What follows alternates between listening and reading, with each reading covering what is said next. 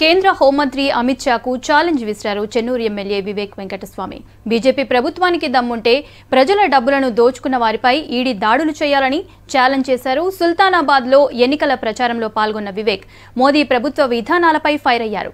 10,000 కోట్లు కేంద్ర రాష్ట్ర ప్రభుత్వాలకు తన కుటుంబం ట్యాక్స్ కట్టిందని, ఇప్పటి వరకు తానేమైనా దోచుకుంటే నిరూపించాలని అమిత్ షాకు సవాల్ విసిరారు వివేక్ వెంకటస్వామి. పెద్దపల్లి నుంచి అన్న కానీ తెలంగాణ నుంచి అని కానీ ఎక్కడ కూడా ప్రభుత్వం నుంచి ఏ కాంట్రాక్ట్ లేదు. మేము ప్రభుత్వం ద్వారా ఏది కూడా సంపాదన లేదు.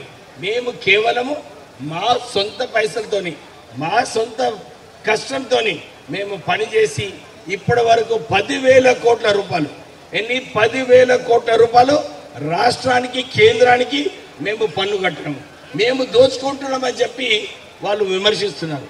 మీ అందరు తెలుసు, మొన్న నేను ఎమ్మెల్యే ఎలక్షన్లో నిలబడినప్పుడు ఈడీ నా పైన రేడ్ చేయడం జరిగింది. ఎన్ఫోర్స్మెంట్ డైరెక్టరేట్ 5 నెలలు అయిపోయింది, ఏమి కూడా పీక్కోలేదు. ఈడీ ఏమి కూడా పీక్కోలేదు.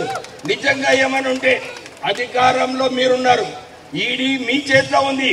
మీరు ఎట్లయితే నా మీద ఇన్వెస్టిగేషన్ చేస్తున్నారో నిజంగా ఏమని ఉంటే బయటికి తీసుకురండి. నేను ఇదే ఛాలెంజ్ చేస్తున్నాను అమిత్ షా గారిని. మీరు ఏమి కూడా చేసుకోలేరు ఈడీ నుంచి. నిజంగా ఈడీని సరిగా పని చేయాలంటే కాళేశ్వరం ప్రాజెక్టులో ఎవరైతే ఆంధ్ర కాంట్రాక్టర్లు దుర్వినియోగం చేస్తారో, మిషన్ భగీరథలో లక్షలాది కోట్ల రూపాయలు దుర్వినియోగం చేస్తారో వాళ్ళ మీద మీరు ఈడీ చేయండి. వాళ్ళ దగ్గరికి వెళ్ళి మీరు కోట్లాది రూపాయలు లంచాలు తీసుకొని ఈ ఎలక్ట్రల్ బాండ్స్ లో 450 కోట్ల రూపాయలు టీఆర్ఎస్ నాయకులు మింగిండ్రు. తక్కిన అన్ని కూడా బీజేపీ నాయకులు మింగిండ్రు. ఎందుకు ఇచ్చిండ్రు మీకు ఈ లంచాలు? ప్రజలు ప్రశ్నించాలి. మేము ఇదే ప్రశ్నిస్తున్నాము.